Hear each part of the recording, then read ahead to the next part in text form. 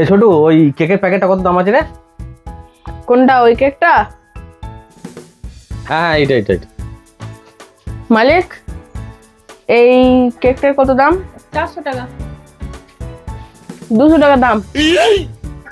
অনেক কালা আছে নাকি রে ভাই? মালিক 400 টাকা বলছে, 200 টাকা দে দে, তাড়াতাড়ি দে আমার।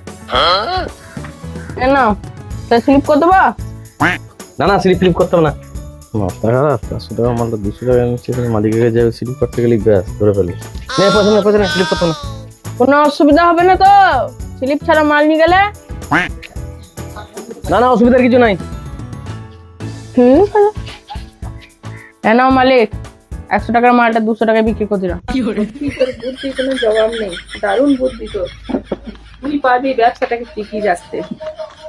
মাথা খারাপ, আবার স্লিপ করতে যাবো, দিয়ে মালিকের কাছে ধরা পড়ে যায় 400 টাকা দিতে হবে আমার। 400 টাকা মালটা 200 টাকায় বেশ পেয়ে গেছি, আবার যে স্লিপ কর।